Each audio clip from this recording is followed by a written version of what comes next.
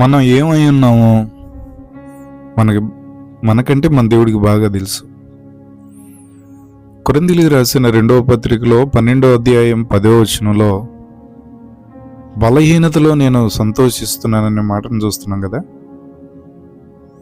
బలహీనతలోనూ సంతోషించడంటే ప్రభు యొక్క మిక్కిలి స్వల్పమైన ఆశీర్వాదములను ప్రాప్తించుకున్నట్టు కూడా మనము ఎంత మాత్రమో యోగ్యత లేని వారమని, మన అయోగ్యతను గూర్చి మనము గ్రహింపు కలిగి ఉండడికై ఉన్నది.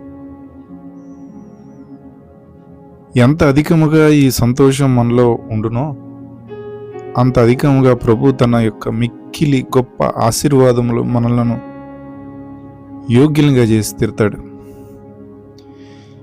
ఏం తెలిసినా పరదేశినైనా నా యందు లక్ష్యముంచున్నట్లు నీకు కటాక్షము కలిగినో అని రూతు బోయజుతో అంటాం, మనం వింటాం కదా.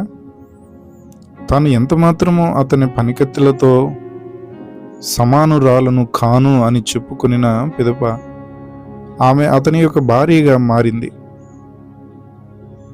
అబిగయిలు కూడా దావీదు యొక్క భార్యగా ఉండుటకు తన అయోగ్యతను గ్రహించి, నా ఏలినవాని సేవకుల కాళ్ళు కడుగుటకు, నా ఏలినవాని దాసురలనగుటకు నేను సిద్ధముగా ఉన్నానని సమూయేలు రాసిన మొదటి గ్రంథంలో 25వ అధ్యాయము 41వ వచనం కూడా చెప్పబడుతుందని మనకు తెలుసు.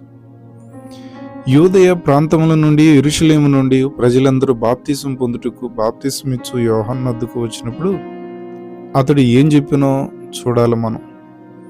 నాకంటే శక్తిమంతుడు ఒకడు నా వెనక వచ్చుచున్నాడు, నేను వంగి ఆయన చెప్పుల వారిని విప్పుటకు పాత్రుడిని కాను అని మార్కు సువార్త 1:7 చెప్పబడిన మాటను మనం చూస్తున్నాం.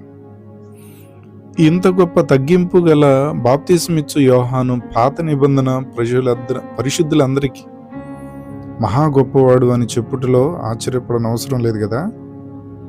కొందరు కొంతకాలం పిమ్మట ఇటువంటి సంతోషం పోగొట్టుకొని గర్వించి అవమానంలో పడిపోతారు.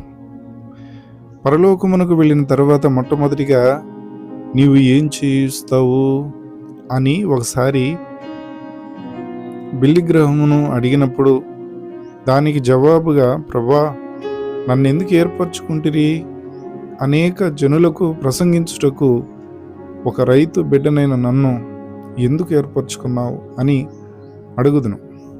నేను చేయబో పని ఇదే అని చెప్పెను. దేవుని యొద్ద మిక్కిలి చిన్న ఆశీర్వాదములను కూడా ప్రాప్తించుకున్న యోగ్యుడను కాను అని గ్రహించుటకు దేవుడే మనకు కృప అనుగ్రహించును గాక. మనము సమాజంలో ఒక వ్యక్తిగా ఎంచబడి ఉన్నట్లయితే, లేక మనలో ఏదైనా మేలు ఉండినట్లయితే దేవుడే మనకు సమస్తమై ఉంటాడు. దానికి కారణము ఉంది అని కూడా మనకు తెలుసుకోవాలి.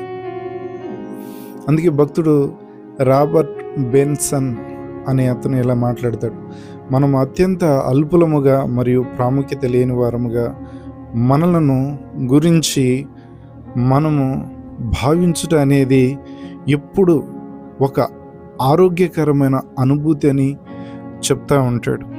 కాబట్టి ఈ విషయాలు తెలుసుకున్న మనం బలహీనులమైనప్పుడే దేవునిలో బలంగా ఉందుముగాక.